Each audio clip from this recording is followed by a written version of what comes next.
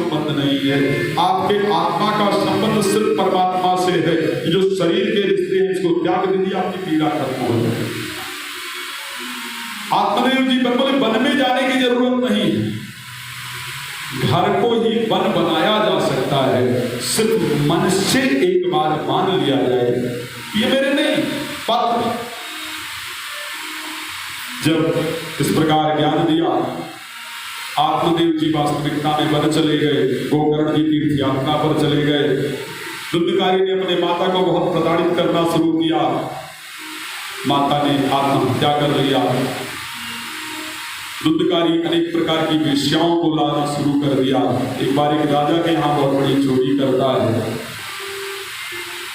और बहुत सारा धन इत्यादि लेकर के आता है, 5-5 वेश्याओं को ला करके रखता है।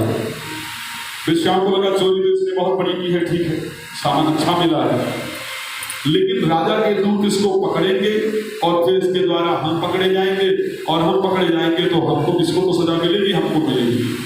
वेश्याओं ने उसको चारपाई से बांध करके और उसके मुख में अंगार डाल करके और उसको वहीं मार दिया।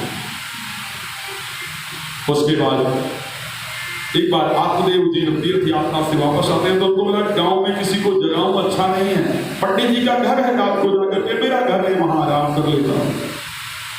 जैसे ही पहुंचे अपने घर में और पहुंच करके एक जगह पर थोड़ा समाधिस्थ हुए, आसन लगाया, तो जैसे ही आसन लगाया कहीं भैंसे की आवाज आए,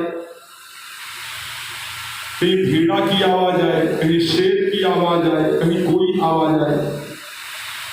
अब आप गोकर्ण जी ने कमंडल से जल निकाला, बोले कौन है सामने?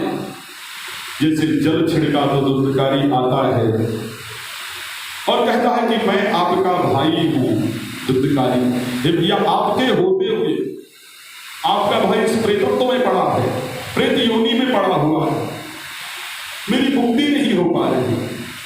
तो बोले कि मैंने तो तुम्हारी मृत्यु का समाचार सुना था और मैंने तुम्हारा गया श्राद्ध भी किया था, गया पिंडदान इत्यादि भी किया, लेकिन तुम्हारा मोक्ष नहीं हुआ।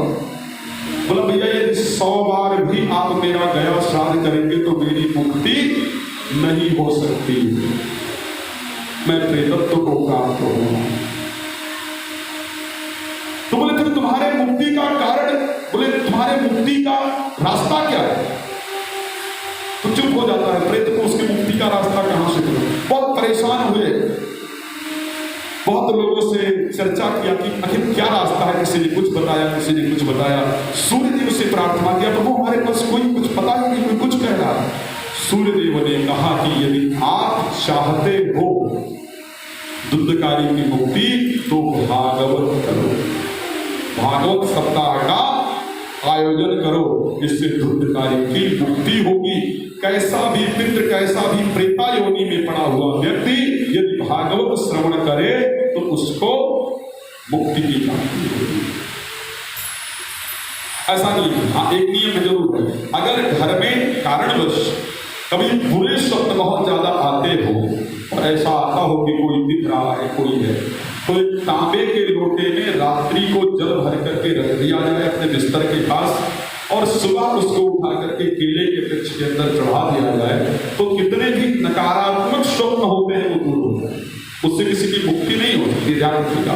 लेकिन आपको डरावने स्वप्न और नकारात्मक स्वप्न आपको आने बंद हो जाए, सिर्फ एक तांबे के लोटे में जल भर कर रख लिया जाए और उसी दिन से, जिस दिन आप भर के रखेंगे आप उसी दिन देखिएगा, उसी दिन से डरावने स्वप्न आने बंद हो जाए, अगले दिन की आवश्यकता। अब भागवत सप्ताह का गोकर्ण जी ने सुंदर आयोजन किया। गोकर्ण जी खुद प्रवक्ता है।